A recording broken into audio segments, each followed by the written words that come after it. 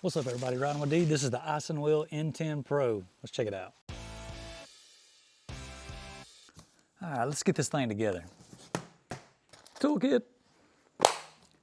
Now she's together. Let's take this thing for a ride. All right, so the isinwheel M10 Pro. So isinwheel, obviously a global leader, as they say, in electric scooters, but looks like they're making their way into the e-bike world here. You can obviously tell the battery here. Nice hub motor. This isn't a mid-drive like you might see some. It is a hub motor, but taking a look at the battery, charging port right here.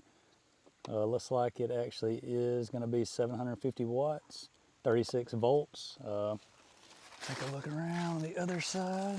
Talking about the battery, you have the on-off here. You can unlock it and then actually take the battery off, just like some of the kits and stuff you might buy online. One thing that is really cool about this one is, I don't know if you can really see it, but the wires are internal, so that's definitely a nice touch. At least it keeps everything nice and clean. Obviously these are not, but the one coming from the battery, really nice whenever it comes to that. Have a nice display here, and then also another one here, meaning the actual light and horn there. Shimano gears, which is nice. So you can actually choose from different gears, but we'll see when we ride it, but I'll explain a little bit more about hub motors and how this would work compared to the other types of bikes. Have disc brakes. These are not hydraulic. They're actually wired there. Nice cable. Same in the front. Disc, not hydraulic. Does have front suspension here. None in the back. Another big thing, at least as far as from this one being a lot different compared to others, one thing that I'm liking so far is you can actually adjust the handlebars here. So flip it up now. Just a word to the wise, if you're taking this off and everything, it'll actually has these little gear looking things there. So you have to take this off to switch it around. So keep that in mind there. But nice headlight here, nice fat tires as we can tell. Nice little flaps, keep the dirt off of you, the mud off, but yeah. Other than that, easy on off whenever it comes to the front wheel, but enough talking about that. Let's take this thing for a ride. All right, as you can see, I'm 5'10", 155 pounds. You can tell I can fit on this bike pretty good. So initially it looks kind of small, but it's really easy to fit on, definitely comfortable to ride on.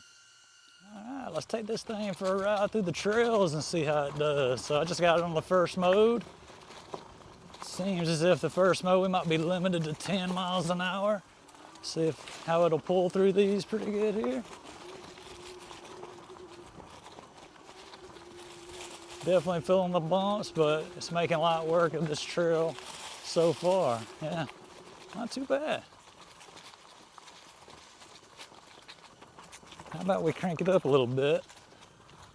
Get it in the higher mode. One adjustment I would definitely have to make is that I'm used to the back brake being on the left side where a clutch would be, but not the case with this bike here. So I would have to switch that around a little bit. Yeah, that's in the third mode there. Let's crank her on up. Just want to see what we got.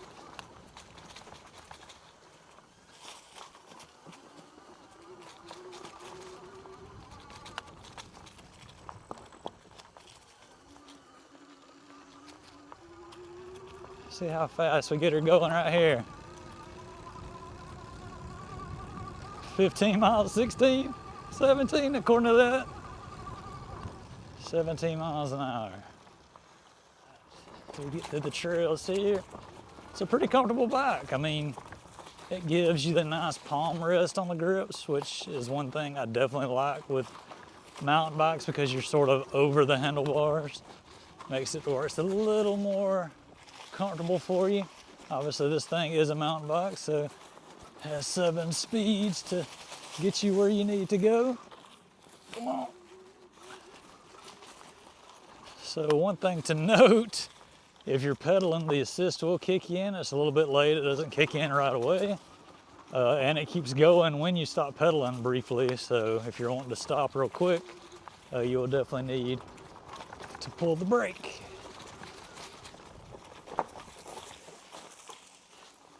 Yeah, so 750 watts of power. It is a hub motor, so keep in mind that with a hub motor, it's going to be the same pretty much no matter what gear you're in.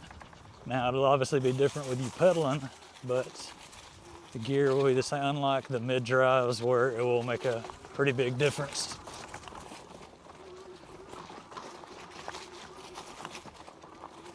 Yeah, not too bad. Got it in the highest mode. I know the camera doesn't do it justice. This hill is pretty steep.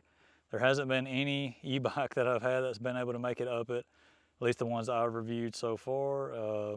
So yeah, let's see how good this one does. Pure motor, I will let you know if I start pedaling. High likelihood I will have to start, but we'll kind of see how far it makes it. Again, pure electric motor.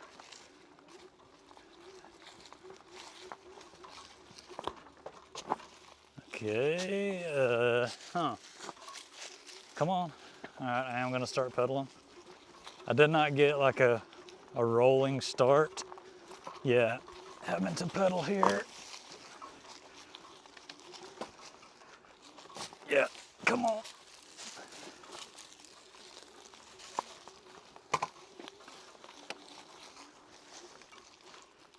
All right, yep.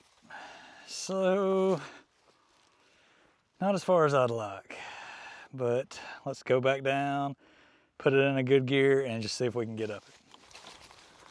All right, so this time, I'm gonna do a nice rolling start. That'll obviously help it a little bit, and then I have it in a nice climbing gear, so we're gonna see just how good we can do. Come on. I am pedaling.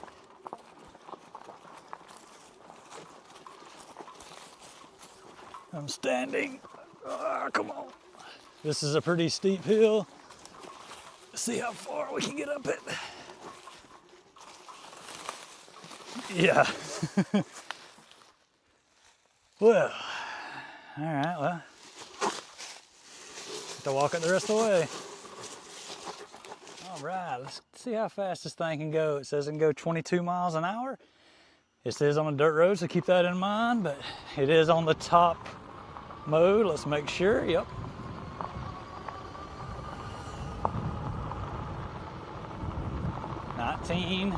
According to this, so I will have a GPS overlay. Saying 20. Again, this is on a dirt road. We are kind of going downhill right now.